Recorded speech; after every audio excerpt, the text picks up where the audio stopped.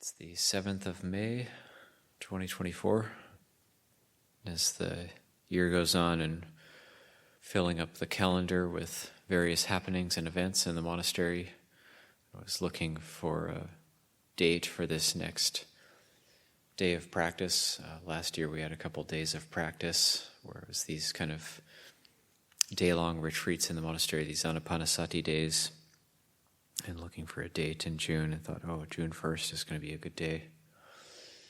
And then, June 1st is the 28th birthday of Abhayagiri also.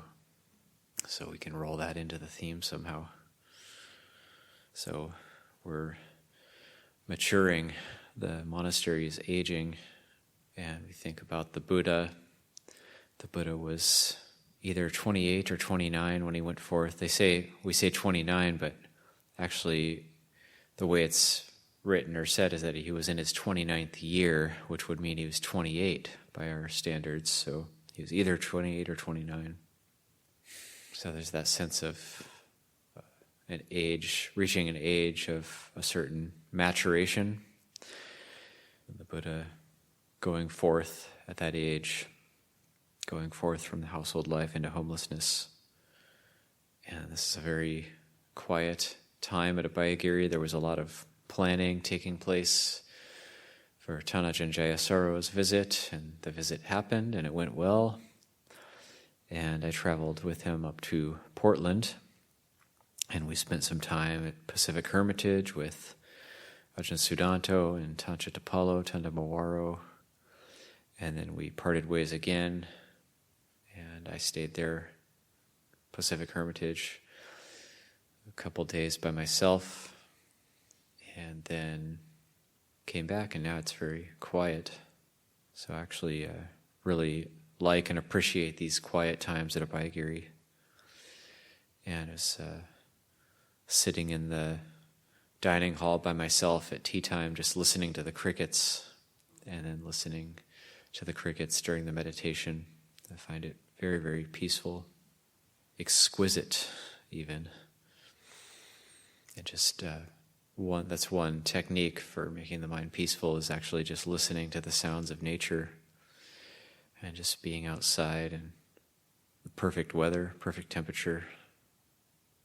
And it's not always so easy to tap into this silence, though.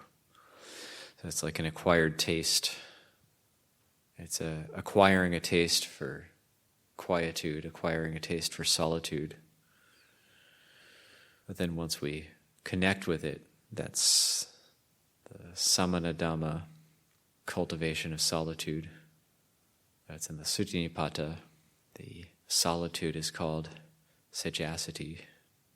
Cultivation of solitude is the contemplative's task. And it's interesting living here at Abhayagiri.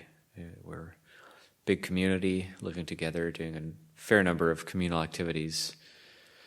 But we're also like hermits. We're like a group of hermits who live together and do communal activities. We eat together, but then we disperse and we live on our own. So it's that cultivation of solitude.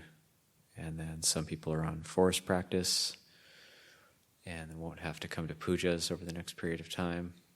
And so to use that time skillfully, to really try to use that time skillfully, really get in touch with the quietude of the forest. And then when we get in touch with the quietude of the forest, just developing that perception of being in the forest and being away from a lot of people. And then we can develop this quality of pamoja, which is a sense of deep contentment, a sense of delight in solitude. And I really think that's one of the most important foundations of meditation, is that sense of deep contentment where we can just sit and we're not intensively focusing on a meditation object. We're not intensively focusing on a meditation object, but there is joy, and the mind settles naturally based on that joy.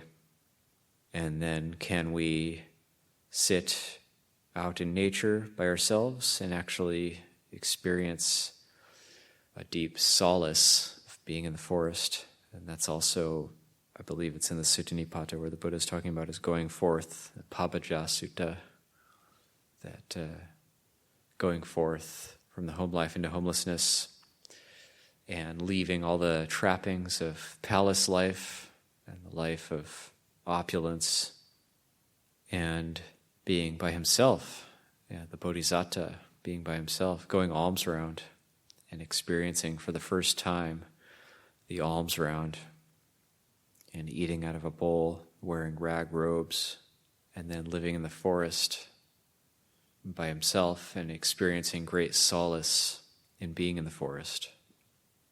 And so this is one part of Buddha-nusati. It can be very helpful to reflect on these things, imagine these things. Even if we have a visual mind, we can visualize these things. And we're not really going to experience Pamoja without those foundations of sila and having a daily meditation practice. So we really need to focus on those precepts and conduct, hiriyottapa, the cultivation of hiriyottapa. And that really needs to be cultivated over time. I think for myself it took a long time to cultivate that sense of hiriyottapa. It didn't just come naturally to me.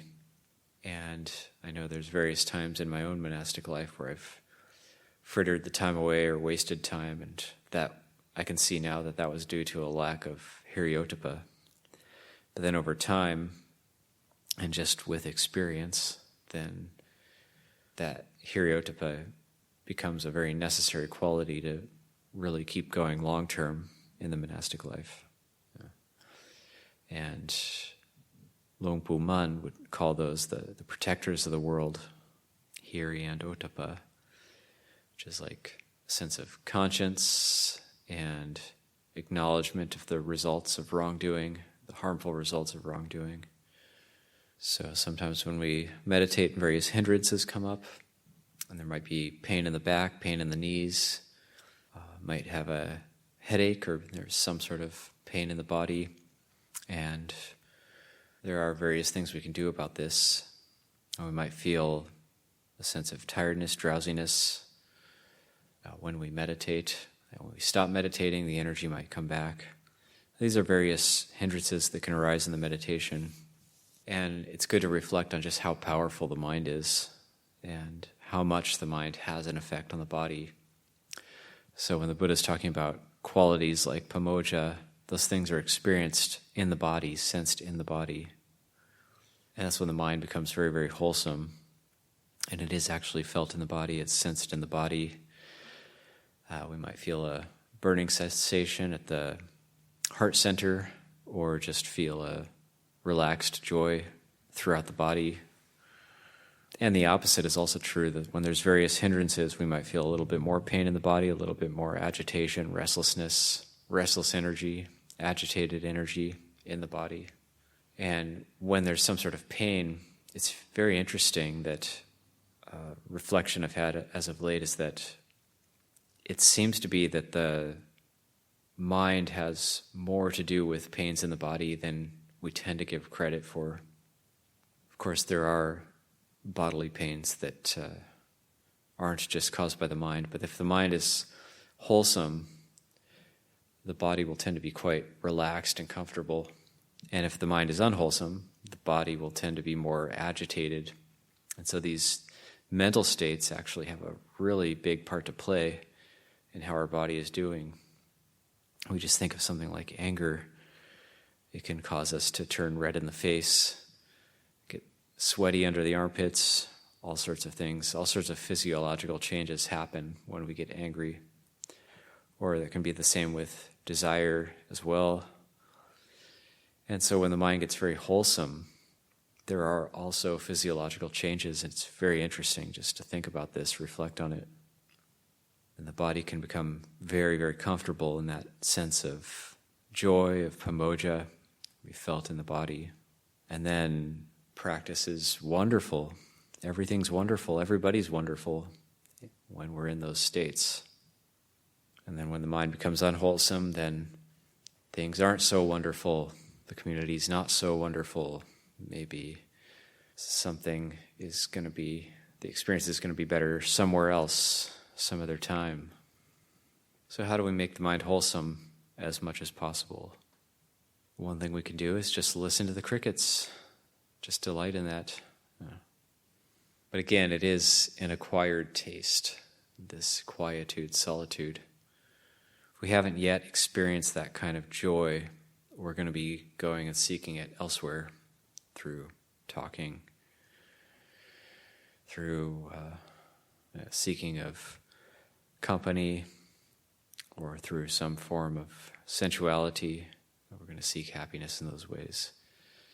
Those are all very coarse compared to the happiness of solitude, compared to the happiness of just wholesome mental states leading to a comfortable and relaxed bodily sensations. So there's not so much to say about it, just that it's something we have to try out, something we have to acquire a taste for, and something we need to, if we want to develop these samana dhammas, then something we really do need to put effort into. We can try doing walking meditation for longer periods of time. So I've been reading this Longpo Jia biography and just getting inspired to do walking meditation, inspired to do more asubha practice.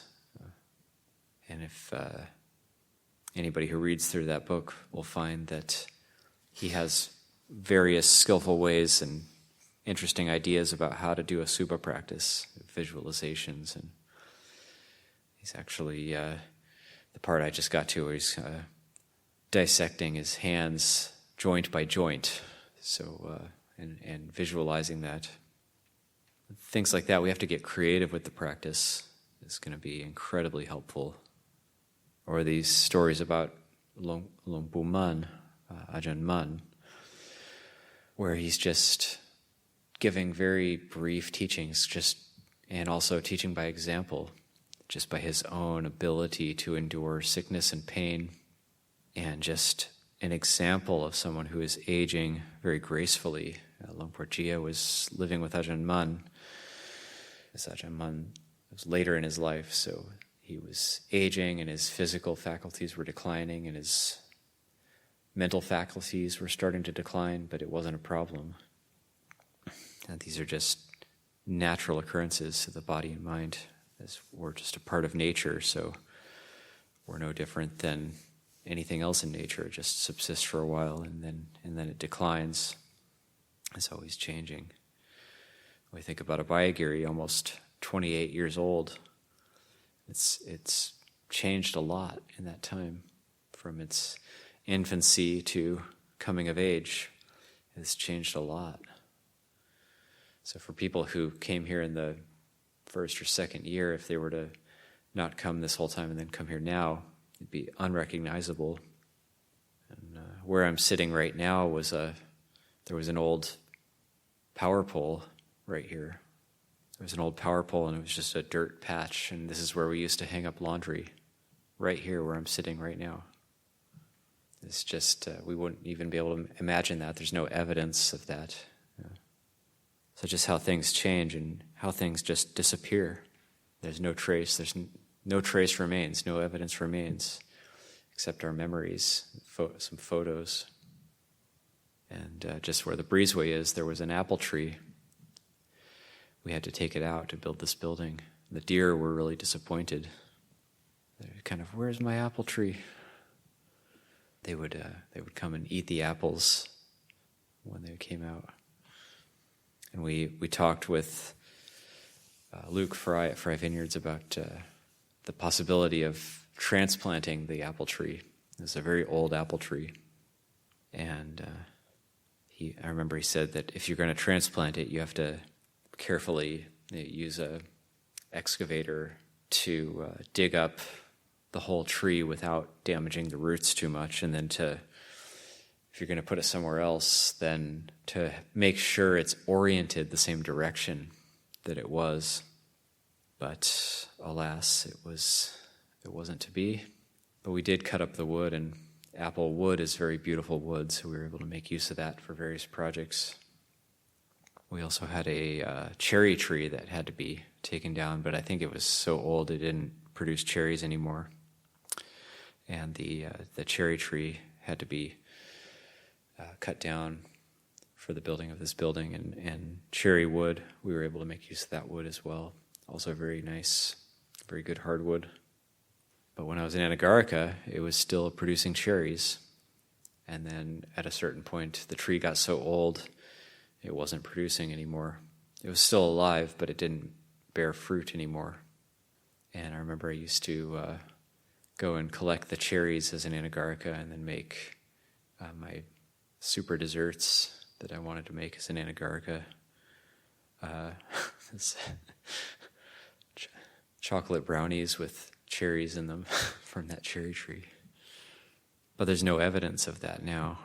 You can't even see where it was. That apple tree, the cherry tree, they're gone. And new trees come up. I was looking at the plans for this whole building in this area one day, and on architectural plans you have to note where trees are. So these plans were about 20 years old, original schematics for what we were going to do in this area. And there's markings for where some trees were. And then there's this one tree, it's an oak tree, and it wasn't on the map. It wasn't on the map. Oh, why wasn't that tree on the map? I was talking with Debbie about it. And that tree was just a sapling when the map was made, so they don't put saplings on the map. But now it's a big tree, so now it would be on the map. So it wasn't on the map because it was just a little sprout when the map was made. Now it's this big tree. Now it's 25 feet tall, 30 feet tall. So even though trees grow slowly, still, over time they do grow tall. They do get big and strong. They do. It takes time. And we just go about our lives, and those trees do eventually get big, and they grow from a sapling up into a big solid tree with heartwood. And so it's the same with wholesome qualities. It takes time, and we just keep going on with our practice, keep cultivating the sila, keep doing the daily meditation. Eventually we're going to develop some heartwood. Eventually there's going to be some essence, and eventually the tree will grow and bear fruit. So it's good just to recollect that, to remember that. One of the themes that came up in Portland that people were asking about was the theme of metta, and metta for oneself. And this also is something that needs to be cultivated over a long period of time. We really need to gain insight into how to do this. So any of these qualities we really need to penetrate and not necessarily do it. At first it's going to be superficial. We're just going to recite phrases and try to do what the suttas say, do what the Buddha says in kind of a superficial way. But then you talk about something like metta for oneself, and we try to wish ourselves well. We do these phrases, may I abide in well-being, and so on. But do we really mean it? And to have metta for ourselves and to have metta for others, we really need to mean it. We really need to genuinely be wishing well for ourselves. We really need to be genuinely wishing well for others. And this is something that comes with time. Maybe we're not ready to genuinely wish ourselves well. Maybe we're not ready to genuinely wish others well. And part of it, too, is that we need to see what sort of obstructions are in the mind. Why can't we do this? And then as we develop more experience, and the mind starts to get more wholesome and more stable and strong, and we develop a little bit of power in our practice. So at first the practice doesn't have any power. It's just kind of flimsy and weak.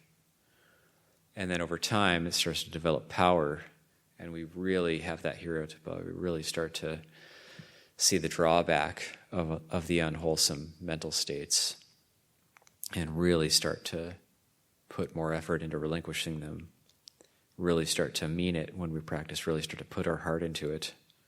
So then we'll be able to even do things, not just have metta for ourselves, but have metta for enemies, which the Buddha talks about as well. So normally we do put a lot of emphasis into having metta for ourselves or metta for loved ones, people who it's easy to think positively of. But then I think it's the most important form of metta, to be able to have goodwill, genuine goodwill, and actually spread goodwill to those who are a threat to us, who have irritated us, who have wronged us in some way. So it's actually in the Dasi Me Akasi Me, the chant that we do for the departed, if there's a meal offering on behalf of the departed, this Adasi Me Akasi Me chant. Part of the meaning of that is, one who holds on to thoughts such as they harmed me, they wronged me, they hurt me. One who holds on to thoughts such as that is bound for hell. And so, yes, there may be people who genuinely have harmed us, wronged us, hurt us, mistreated us in some way, or we may have been privy to some sort of injustice, either towards ourselves or we've seen it towards others. And to have genuine goodwill for those people, that's the test. That's the test of if we're reaching maturity in our practice, if we're able to do that. And that's the type of thing that has power to end conflict. It has the power to really change things for the better. So if we can have genuine goodwill for those who are a threat, that's very powerful. That's something that kind of a topic of discussion that was coming up in Portland with the groups there. So just some reflections on just how things change over time. The cultivation of Hiriotapa, how it can become strong over time, and just making note of things. It's hard to remember, it's hard to know and acknowledge how things were in the past, but it's good to reflect on it. Because in the future, say 28 years from now, things are going to be just as different again. And everything now is just going to be like everything at this moment, at this spot was 28 years ago. We're not going to remember it. So that's one part of mindfulness, is just taking stock of acknowledging, 28 years from now, Tan Obasi will be almost 30 vasas. Imagine that. Or I'll be in my 70s. I'll be in my 70s. I'll be as old as Longpo Pasano is now. Ajahn Chunda will be almost 80 at that time. And he'll probably still be full of energy also at that time. And then there's that timeless quality of just listening to the silence, listening to the crickets. That's something that doesn't seem to change. Listening to the crickets now is the same as 28 years ago. So these are just a few reflections as things kind of settle down after the Ajahn Jayasaro visit. And it's just to give encouragement to make use of this quiet time, and develop some cultivation of solitude, some of these samatha dhammas. So I'll leave it there for this evening.